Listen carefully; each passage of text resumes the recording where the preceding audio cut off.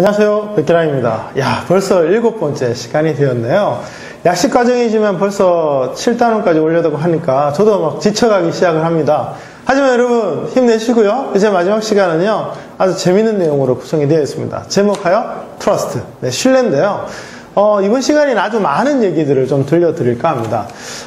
제가 운동을 잘 안 하는 편입니다. 이제 요즘은 좀 하려고 노력 중인데요. 수영을 좀 배운 적이 있어요.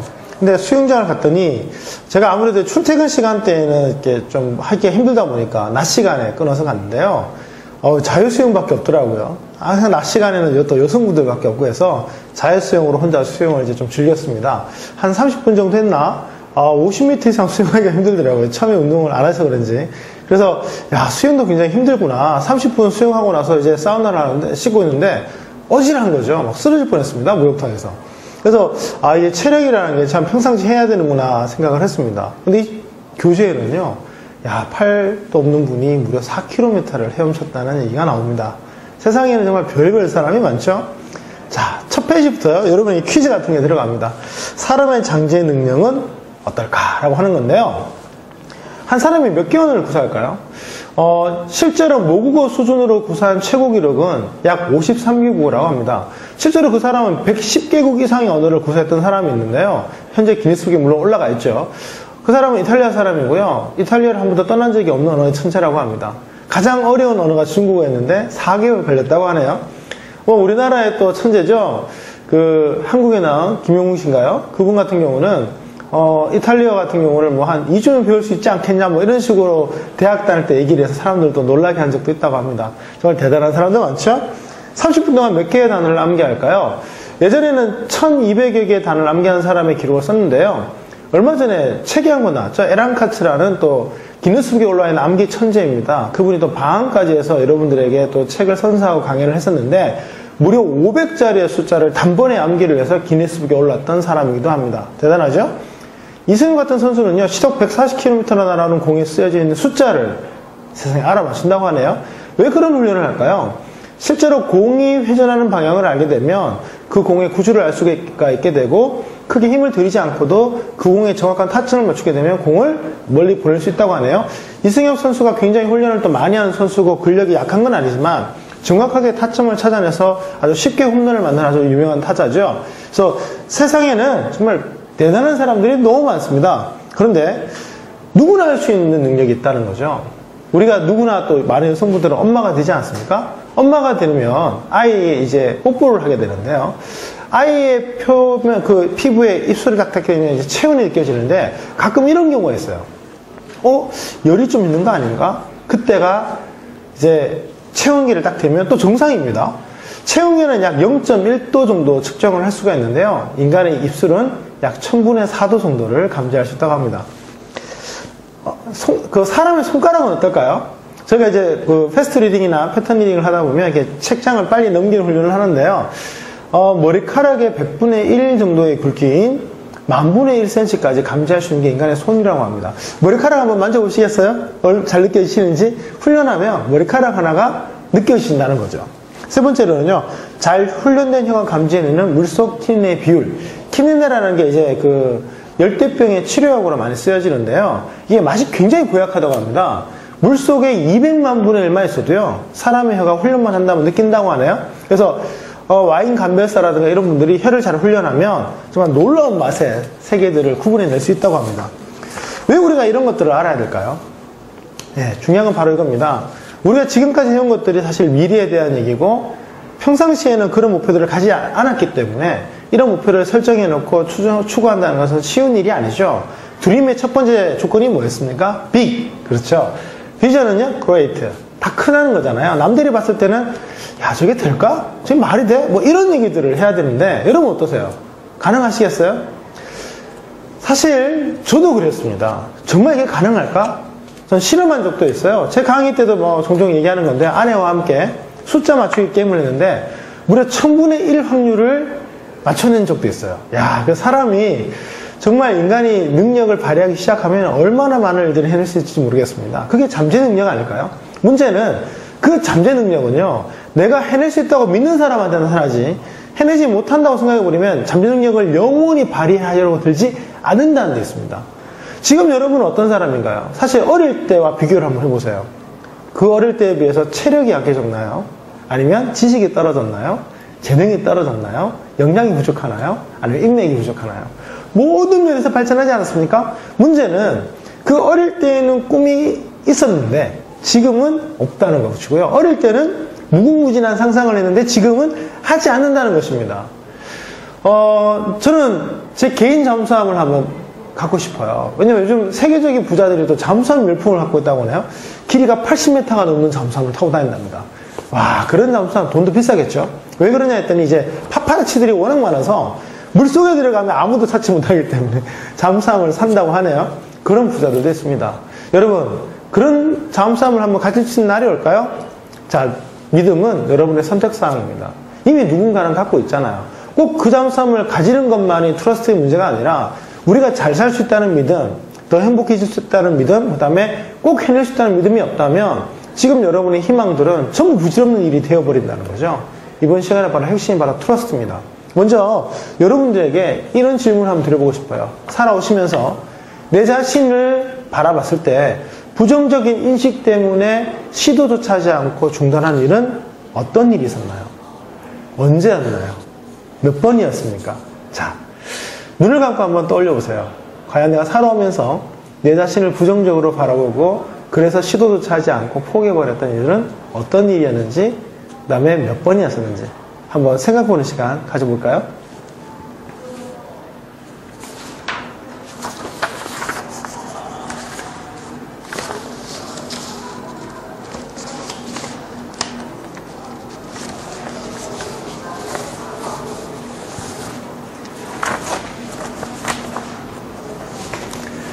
자, 어떻습니까? 우리는요, 정말 부정성 투성입니다. 그래서 이런 교육을 통해서 우리가 해낼 수 있다는 어떤 확신을 좀 얻어야겠죠. 제가, 대학생 때였던 것 같아요. 그때 이제 100m 달리기의 한계가 과연 어떤 거냐, 마라톤의 한계가 어떤 거냐. 제 기억에 마라톤은 2시간 7분대였고요. 100m 같은 경우는 9초 68 정도였던 것 같아요. 근데, 여러분 잘 아다시피 우샤인 볼트, 야 대단하지 않습니까? 9초 500을 깼어요. 9초 때 지금 기록을 갖고 있고 지금대로 훈련한다면 9초 4대까지 깨지 않을까라고 생각을 합니다. 마라톤은요 지금 2시간 7분이 뭡니까? 2시간 5분 2벽에 깨져 버렸다는 거죠. 계속 빨라지고 있습니다. 도대체 인간의 한계가 얼마나 될까요? 그 뒤에 보시면 팔다리 없이 4km를 수영한 사람의 이야기가 나옵니다. 프랑스 사람이냐? 필립 크루아주. 네, 나이도 많네요. 저도 아직 멀었는데 5년 뒤에 저도 44세가 되는데요. 그런 데서 본다면 우리가 우리 자신을 바라볼 때 결국 그런 부정성들이 어떤 일을 시도조차 하지 못하게 만든다는 점에 대해서 우리가 스스로 반성을 좀 해야 됩니다. 이 과정을 통해서 여러분의 미래에 대해 저희가 많은 얘기들을 하고 있는데요. 전 진심으로 이 강의를 듣는 많은 분들이 멋진 미래를 달성하셨으면 좋겠습니다. 하지만 이건 분명합니다. 여러분이 여러분 자신의 가능성을 믿지 않고 여러분이 여러분 자신의 그런 어떤 잠재 능력을 믿지 않으신다면 옆에서 누가 아무리 긍정적인 얘기를 해줘도 여러분들은 아마 그 일을 절대 시도하지 않을 거라는 거죠. 이런 분들이 있어요. 돈만 있으면, 시간만 있으면 정말 그럴까요? 돈이 없어도 시간이 없어도 하려고 하는 사람에게 돈도 지어지고요. 시간의 여유도 생기는 겁니다. 그런 점에서는 내가 뭐뭐 하지 못하기 때문에 할 수 없어 보다는요, 그럼에도 불구하고 내가 그 일을 할 수 있는 게 뭘까? 조금이라도 전진할 수 있는 게 뭘까를 끊임없이 고민하셔야 됩니다. 왜냐면 그러다 보면 지금 내가 알지 못했던 어떤 능력들이 새록새록 새어날 수가 있으니까요. 배우는 데의 한계는 얼마일까요? 물론 어릴 때 많은 것들을 배우시면 좋겠지만 65세 할머니도 대학 수시를 합격할 수 있다고 합니다. 참 대단하죠? 대학에 진학하신 나이가 우리가 생각하는 것처럼 만 19세가 아니라는 거죠. 그 점에서는 배움에도 한계는 없습니다. 중요한 건요, 내가 배우겠다는 의지가 있느냐가 중요하지 않을까요? 이런 말이 있습니다. 나이는 숫자에 불과하다. 보통은 이제 나이 많으신 분들이 얘기를 하잖아요. 그런데 제가 이 얘기를 누구한테 들었냐면 중학생이 그런 얘기를 하더라고요. 아니 어떻게 중학생이 이런 일을 하려고 하냐 그랬더니 나이는 숫자에 불과합니다 라고 너무나 당당하게 그런 얘기를 하더라고요. 나이가 많기 때문에 못한다고 생각도 하지만 나이가 적기 때문에 못한다고 생각하는 분들도 굉장히 많습니다. 그 점에서는요, 여러분 자신에 대한 어떤 도전들을 한번 해보셨으면 좋겠습니다. 당장 할 수 있다는 얘기가 아니라 그런 도전을 통해서 좀 더 현실적인 계획도 세워지고 여러분의 목표 달성의 DDA가 당겨지기 때문이죠. 그 점에서는 지금 이 순간 여러분이 비전을 향해 도전하시고 적어본다는 것은 굉장히 중요한 일입니다. 저도 에베레스트의 꼭대기 한번 올라가 보고 싶어요. 8,848m라고 하죠. 조금씩 계속 높아지고 있다고 합니다. 어떤 느낌일까요? 눈 좀 많이 하면 한 8,850m쯤 되지 않을까요? 그 꼭대기에 서서 세상을 바라보면 아무것도 안 보일 겁니다. 왜냐면 구름이 있고 너무 춥고 눈보라 달리고 날씨 안 좋을 테니까요. 그런 꼭대기에서 숨 쉬기는 편할까요?